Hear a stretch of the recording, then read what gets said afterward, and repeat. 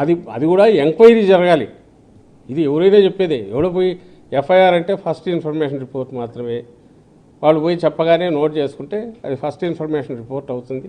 దాన్ని బేస్ చేసుకుని ఇన్వెస్టిగేట్ చేయాలి. చేసిన దానికి తగిన టైం ఉండాలి.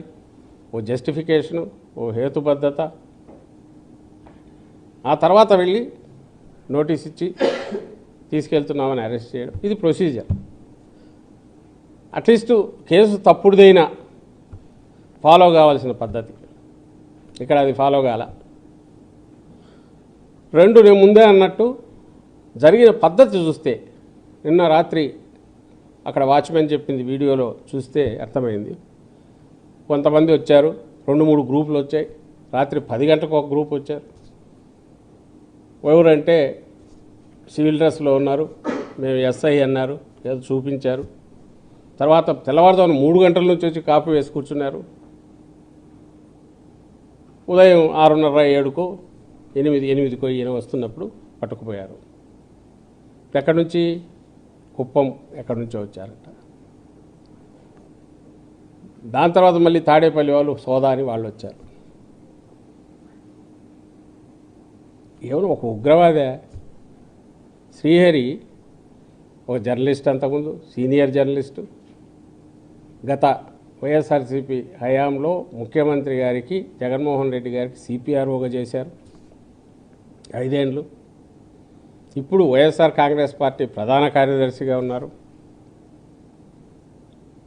ఒక హోదాలో, ఒక బాధ్యతాయుతమైన పదవిలో ఉండి ఎక్కడ ఇంతవరకు ఎలాంటి క్రిమినల్ రికార్డు లేదు. మరి అలాంటి వ్యక్తి దగ్గరికి వచ్చినప్పుడు వచ్చి అసలు ఎందుకు వచ్చినారో ఏదో చెప్పాల్సిన అవసరం లేదా? దానికి రెక్కి పెట్టి రాత్రి నుంచి ఎందుకు చేయాల్సిన అవసరం ఏముంది? ఆయన ఎక్కడ తప్పించుకొని తిరుగుతున్నాడా? పోనీ అంతా చేస్తే నాకు అర్థమవుతుంది, కేసు చూస్తే ఖచ్చితంగా అది ఏదో సోషల్ మీడియా రిలేటెడే ఉంటుంది. ఇంకా అది కూడా పూర్తి తెలియదు. వాళ్ళ మీడియాలో కనపడుతున్న దాన్ని బట్టి చంద్రబాబు నాయుడు గారి మీద ఒక ఇదేదో వచ్చింది. అది వైఎస్ఆర్సీపీ ఫేస్బుక్ దీంట్లో వచ్చింది. దానికని ఈయన్ను తీసుకుంటారని అనుకోవాల్సి వస్తుంది. ఇంతవరకు అయితే అఫీషియల్ కన్ఫర్మేషన్ లేదు.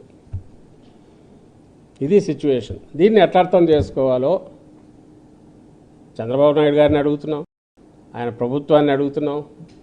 ముఖ్యంగా ఈరోజు పాత్రదారులు ఎవరైతే పోలీస్ అధికారులు వచ్చారు కాబట్టి డీజీపీ ఆయన కూడా దీనికి ఆన్సర్ ఇవ్వాలి. దుర్మార్గం అందామా, దానికి మించి ఉంది. నిన్ను పెట్టింది మీరు ఉండేది చట్టాన్ని రక్షించాలా? లేదు ఏదన్నా జరిగింది అనుకుంటే అది తప్పుడు కేసు అయినా కనీసం ప్రొసీజర్ అయినా ఫాలో కావాలా?